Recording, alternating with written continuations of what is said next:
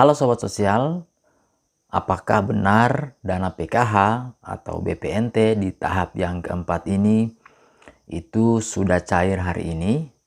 Nah, saat ini kita akan mengecek kebenaran informasi itu.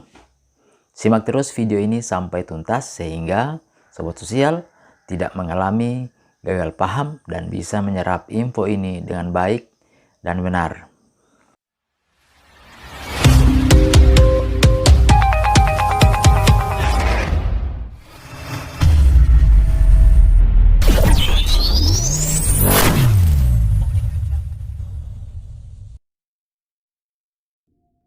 Assalamualaikum warahmatullahi wabarakatuh. Shalom, salam sejahtera dan Om Swastiastu. Halo Sobat Sosial, apa kabarnya saat ini? Tentunya kabar yang sangat luar biasa. Tetap terjaga kesehatan, selalu diberikan rezeki yang melimpah dari Tuhan yang Maha Kuasa. Amin.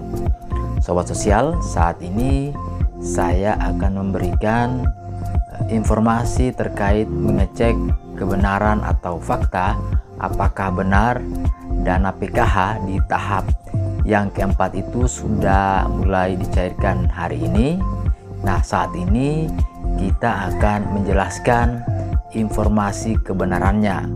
Namun sebelum saya melanjutkan info ini, bagi Sobat Sosial yang mungkin baru saja bergabung di channel ini, mohon dukungan untuk menekan tombol subscribe dan mengaktifkan tombol loncengnya sehingga Sobat Sosial bisa mendapatkan update informasi terbaru dari channel ini. Bagi Sobat Sosial yang merasa info ini sangat bermanfaat, silakan diklik like dan juga boleh dibagikan ke media sosial yang lain, baik di media sosial Facebook ataupun pada grup-grup WhatsApp. Silakan untuk saling berbagi informasi. Bagi Sobat Sosial yang ingin bertanya, silakan langsung bertanya pada kolom komentar YouTube. Nanti kami akan jawab lewat chat, juga bisa dijawab lewat video-video yang terbaru. Bagi Sobat Sosial yang sudah like, share, komen, dan juga subscribe, tentunya kami mengucapkan banyak-banyak terima kasih. Nah, saya akan langsung melanjutkan informasi ini. Nah, sebelum itu Sobat Sosial, saya ingin menyampaikan bahwa pada video sebelumnya saya telah memberikan informasi terkait daerah mana saja atau keluarga mana saja yang dana PKH-nya itu akan dicairkan terlebih dahulu. Antara lain adalah untuk KPM PKH atau daerah yang mempunyai kategori KPM-nya belum digraduasi, tentunya itu masih bisa dicairkan. Selanjutnya kategorinya itu masih eligible atau masih memenuhi syarat. Selanjutnya kategori data yang sudah valid, baik itu di DTKS, di Dukcapil maupun data yang ada di EPKH, semuanya harus padan atau harus valid. Selanjutnya untuk KPM PKH yang tentunya masih mempunyai komponen, dalam hal ini untuk diketahui komponen kesehatan ada dua kategorinya, yaitu balita dan ibu hamil. Kemudian komponen pendidikan yaitu anak sekolah, anak SD, SMP, dan SMA. Dan komponen kesejahteraan sosial yaitu lansia 70 tahun dan disabilitas berat. Nah, selanjutnya data KPM PKH itu yang sudah turun, dalam hal ini data bayar atau SP2D-nya. Jadi jika misalnya nama KPM belum masuk dalam data SP2D, tentunya itu juga belum bisa dicairkan. Jadi kategori-kategori tadi merupakan kategori yang tentunya dana PKH-nya akan dicairkan terlebih dahulu. Selanjutnya, saat ini ada banyak informasi yang beredar bahwa dana PKH di tahap yang keempat, di termin yang pertama itu sudah dicairkan. Dan di sini saya juga ingin menjelaskan terkait bagaimana cara mengetahui apakah memang benar dana PKH itu sudah cair untuk termin yang pertama. Nah, jadi Sobat Sosial, jika misalnya Sobat Sosial mendapatkan informasi lewat media online atau koran misalnya, sebaiknya Sobat Sosial itu membacanya sampai tuntas sehingga Sobat Sosial bisa mendapatkan informasi itu secara utuh. Selanjutnya, jika misalnya Sobat Sosial mendapatkan informasi dari video YouTube, sebaiknya Sobat Sosial juga tidak hanya membaca judul, tapi menontonnya sampai tuntas sehingga Sobat Sosial juga bisa mendapatkan informasi secara utuh. Selanjutnya, Sobat Sosial juga bisa langsung mengecek di ATM yang terdekat atau di e-warung yang terdekat apakah benar dana PKH-nya itu sudah masuk, karena saya yakin bahwa kartunya itu kan dipegang oleh KPM itu sendiri, karena itu bisa langsung mengecek. Akan tetapi jika misalnya Sobat Sosial merasa malu atau takut karena akan mengalami zonk, nah Sobat Sosial juga bisa mengambil alternatif yang lain, seperti misalnya mengecek lewat HP dengan cara menggunakan layanan SMS banking. Di sana Sobat Sosial bisa mendapatkan notifikasi jika misalnya ada dana yang masuk atau dana yang keluar. Selanjutnya, Sobat Sosial juga bisa menanyakan langsung kepada pendamping PKH-nya masing-masing apakah data SP2D itu sudah turun kepada pendampingnya, sehingga Sobat Sosial juga bisa langsung menanyakan apakah nama Sobat Sosial itu masuk di dalam data bayar SP2D jika misalnya ada pencairan di tahap 4 di termin yang pertama.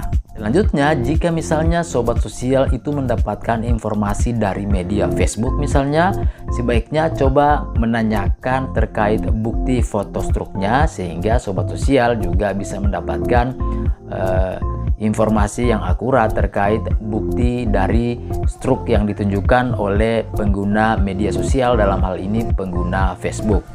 Ada begitu banyak KPM yang bertanya-tanya apakah benar PKH tahap 4 di termin yang pertama itu memang sudah cair, dan begitu banyak juga postingan-postingan dari beberapa KPM di media Facebook bahwa dana PKH-nya itu sudah cair katanya. Nah, untuk diketahui bersama bahwa yang cair saat ini adalah merupakan KPM PKH yang merupakan validasi Januari Februari, yang merupakan KPM PKH yang baru, juga merupakan KPM validasi by system. Kemudian KPM yang kemarin itu dananya masih terblokir atau belum cair, sehingga saat ini yang melakukan pencairan adalah KPM yang dananya terblokir di tahap 3 kemarin, sehingga pihak Bank Himbara itu saat ini telah membuka blokirannya dan sudah bisa mengambil bantuan PKH-nya. Selanjutnya, KPM yang selama ini belum melakukan transaksi, sehingga diharapkan bahwa KPM PKH yang belum melakukan transaksi dan sudah mengambil buku tabungan dan kartu KKS sebaiknya segera untuk melakukan proses pencairan di bank atau di agen-agen warung terdekat. Nah, untuk informasi pencairan saat ini sebenarnya telah ada surat resmi dari Kementerian Sosial terkait pencairan bantuan sosial, dalam hal ini bagi keluarga penerima manfaat program bantuan pangan non tunai atau program sembako untuk di wilayah Papua, bahwa saat ini Kementerian Sosial meminta proses penyaluran itu dipercepat dari tanggal 1 sampai tanggal 10 Oktober yang merupakan pemenuhan kuota 18,8 juta KPM dan juga KPM BPNT PPKM sebanyak 5,9 juta KPM yang merupakan usulan baru, dan sebagian besar juga itu merupakan KPM dari BST yang diusulkan untuk mendapatkan bantuan pangan non tunai, dan itu mulai tanggal 1 diminta untuk segera dipercepat penyalurannya sampai tanggal 10